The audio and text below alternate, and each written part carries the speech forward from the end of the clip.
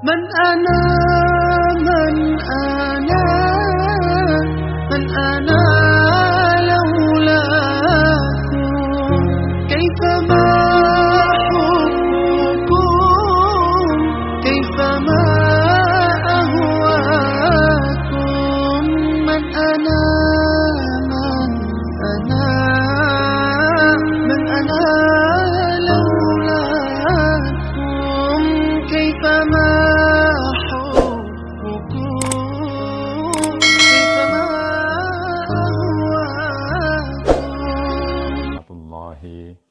wabarakatuh.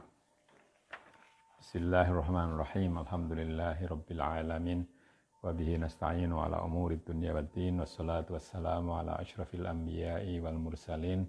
Sayyidina maulana Muhammadin wa ala alihi wa sahabatihi ajma'in. Saudara-saudara, ini saya mengulang lagi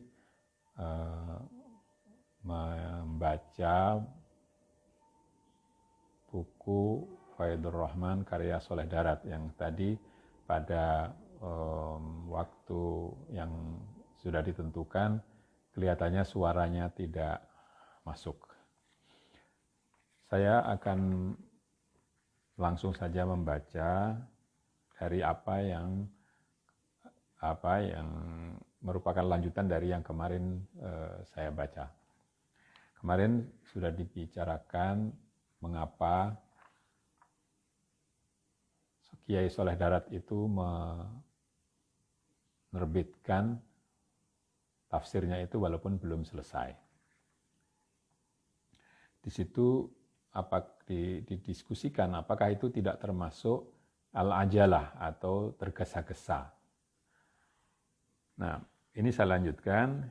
Yo bener wus ono tafsir liyane iki angin angel sebab tembung Arab. Memang benar bahwa sudah ada tafsir-tafsir lain selain ini, tetapi sulit karena berbahasa Arab. Krono cupete ngakal kita kabeh, dadi ora nyandak lan suwe oleh paham tafsir liyane iki jalaran tembung Arab. Jadi tafsir-tafsir itu sulit dipahami atau kalau kita berusaha memahaminya waktunya lama karena berbahasa Arab. Sarto maneh lamuno oleh nyebarake iki tafsir iku nganti rampunge kabeh moko yekti isih lawas banget durung karuan menangi rampunge jalaran ngumur kita durung karuan menangi rampunge besok kabeh. Lebih dari itu kalau penerbitan tafsir ini harus menunggu sampai selesai, maka bisa jadi umur kita tidak sampai. Ya. Mungkin kita sudah mati, belum tahu apa itu isi dari tafsir ini. Turno kelebu tuno banget, wong kang durung weruh isine tafsir iki. Padahal rugi sekali orang yang belum mengetahui isi dari tafsir ini. Muga-muga kita keparingan weruh isine kabeh sarta ngamal kelawan ikhlas.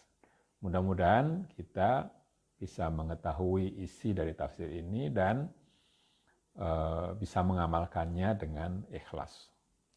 Alhasil takjil iki iku ora haram, ora makruh, ora khilaful aula atau khilaful ula. Malah luwih becik lan luwih agung fadilahe sabab krana kegawe wasilah marang barang kang luwih gedhe yaiku weruhe wong akeh marang ilmu lan hikmah lan asror. Bahkan itu lebih bagus karena ada tujuan yang lebih besar fadilahnya.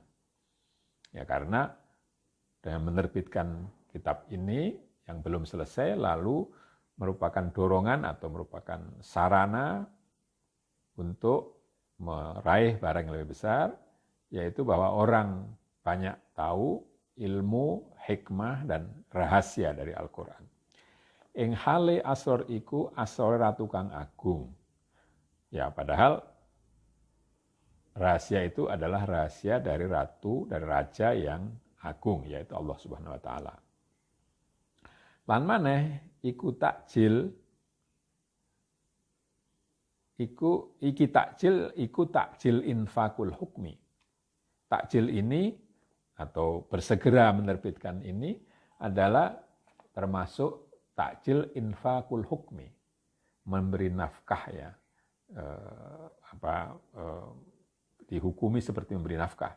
Iku infak luweh gedene infak, krana kang den nafakai kelawan mau hukum iku muhtajina mutorrina. Dadi infak iku luweh utamane infak.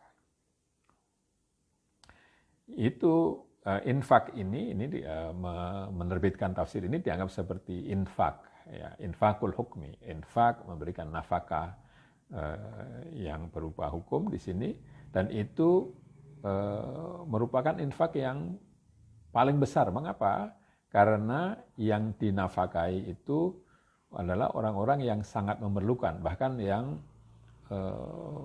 sangat membutuhkan. Ya. Mutorin ya, yang dalam keadaan sangat-sangat perlu. Jadi ini merupakan infak yang paling utama.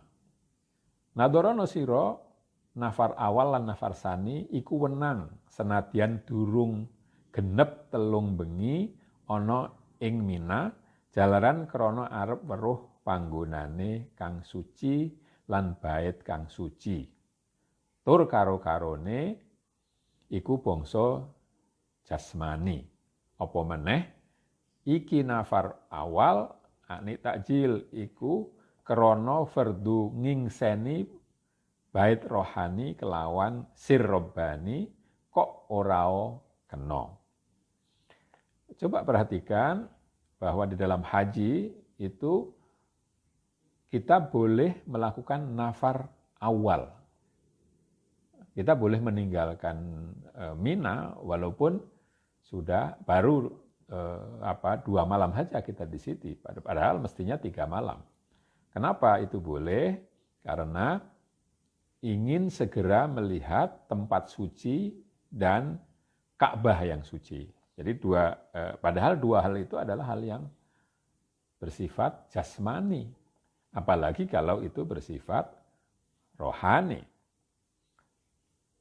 Pasti boleh gitu maksudnya. Qala ta'ala faman ta'ajjala fi yaumaini fala itsma alaih. Allah Subhanahu wa taala berfirman, barang siapa yang bersegera meninggalkan Mina padahal baru 2 hari itu tidak dosa. Lan iki takjil iku kelebu mustasnane hadis al-ajalatu minasyaiton illa fi khamsi mawadi'a. Tazwijul bikri idza adrokat dan seterusnya. Dan bersegera menerbitkan kitab tafsir ini meskipun belum selesai itu termasuk perkecualian dari sabda Rasulullah SAW, al-ajalatu minasyaiton, ketergesa-gesaan itu atau kecepat-cepat itu dari setan, kecuali pada 5 perkara, yaitu menikahkan perawan ketika dia sudah mencapai usia mata kawin. Sebab takjil ini atau segera menerbitkan tafsir ini itu mirip atau dapat diserupakan dengan takjilnya menikahkan anak gadis. Maksudnya memberikan bahwa memberikan ilmu yang berupa tafsir itu diserupakan dengan perawan yang cantik. Utawa iki takjil iku takjil tajhizul mayyit. Takjil ini atau bersegera menerbitkan buku ini itu seperti menyelenggarakan mayat. Ani mulosoro ati kang mati kelawan dendusi nganggo banyu ngelmu lan asror. Iku tajhiz wajib enggal-enggal kang supaya resik apa mayit. Akni ati saking reregete akhlak dzamimah. Atau seperti menyelenggarakan mayat. Maksud saya adalah menyelenggara mayat, menyelenggara hati yang mati dengan dimandikan air ilmu dan rahasia-rahasia ilahi. Menyegerakan itu wajib supaya hati yang mati tadi menjadi bersih, yakni bersih dari kotoran-kotoran akhlak yang tidak terpuji. Muga-muga ana ingsun iku kelebu wong kang rabi oleh perawan mau, lan kelebu wong kang didusi nganggo banyu ngelmu. Mudah-mudahan saya termasuk orang yang menikahi gadis tadi, dan atau kalau tidak termasuk golongan orang yang dimandikan dengan air ilmu. Sebab lamuno isun rabi oleh perawan mau, mongko dadi isun iku kelebu wong rohani. Sebab kalau saya menikah dengan perawan tadi, dalam perumpamaan tadi, maka itu sama dengan menikahi sudah masuk orang menikahi hal yang bersifat rohani. Dinik oleh bojo rohani utawa didusi nganggo banyu rohani, krana Allah Subhanahu wa taala iku ora kersa paring marang kawulane angin kang diparingake iku diwiyanani kang atau dadi wiyanane kang den paringi. Ya. Jadi mendapatkan istri rohani atau dimandikan dengan air rohani itu karena Allah SWT tidak mau memberikan sesuatu kepada hambanya kecuali bahwa yang diberikan itu akan mengembangkan orang yang diberi. Kama qala ta'ala Rabbul Alamin. Sebagaimana firman Allah Rabbul Alamin, yakni yang memelihara alam semesta ini. Jadi Allah itu memberikan apa saja kepada hambanya itu mesti bermakna mengembangkan. Jadi bermakna positif bagi hambanya. Sebelum saya lanjutkan, saya ingin membacakan lagi hadis Nabi tadi, al-ajalatu minasyaiton secara lengkap.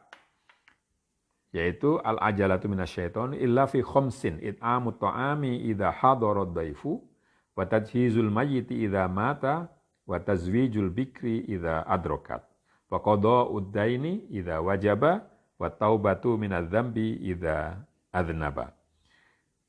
5 ketergesa-gesaan itu dari setan yang kecuali pada 5 hal.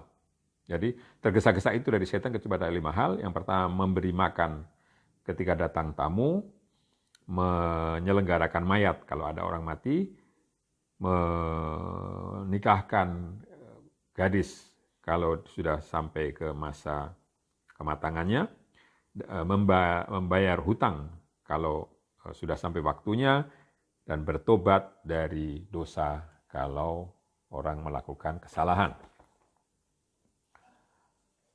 Selanjutnya, tegese kang ngite-ite Allah Ta'ala marang kawulane Allah kang bangsa jasmani kelawan jasmani. Lan ngite-ite marang kawulane Allah Ta'ala kang bangsa rohani kelawan rohani. Maksudnya bahwa Allah akan memelihara hambanya yang bersifat jasmani itu dengan pemeliharaan jasmani. Sebaliknya yang bersifat rohani juga akan dipelihara dengan hal-hal yang bersifat rohani. Rupane kawula jasmani iku badan kita sapadane. Iku den ite-ite awit cilik hingga mati kelawan diwiyanani nalika isih bayi. Den ite-ite nganggone nalika wis tuwa nganggo kutut ta'am,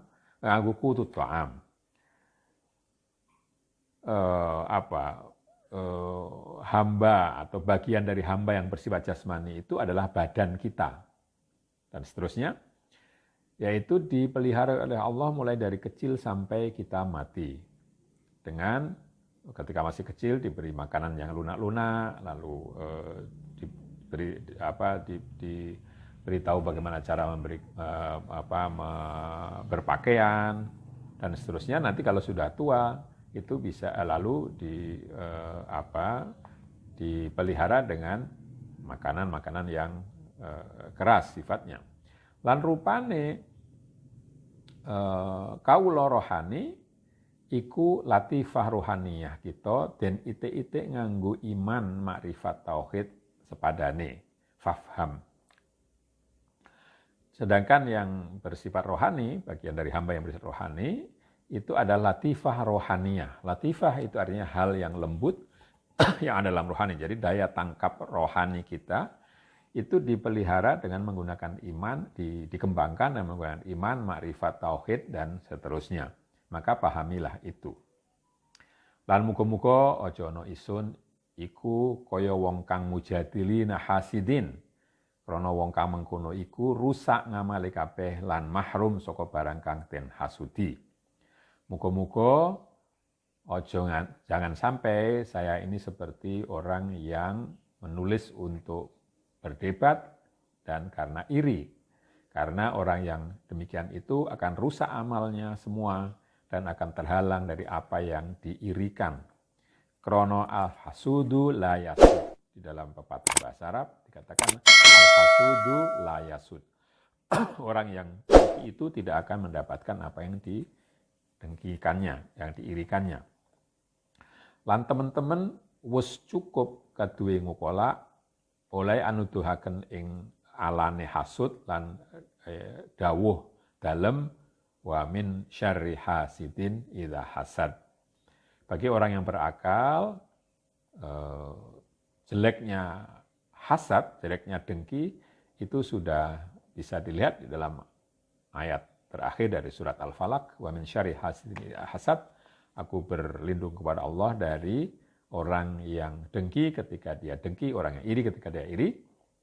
Nah, itu sudah cukup untuk memberitahu kita bahwa hasad itu tidak baik. Jadi buku ini tidak saya tulis karena hasad, karena dengki, karena iri kepada orang lain. Wassallallahu ala sayyidina Muhammadin nabiyil ummiyi wa ala alihi wa sahbihi ajmain. Semoga selawat dan salam Allah diberikan kepada Nabi Muhammad SAW, Nabi yang ummi, yang tidak bisa baca tulis, kepada para keluarganya dan para sahabatnya semua.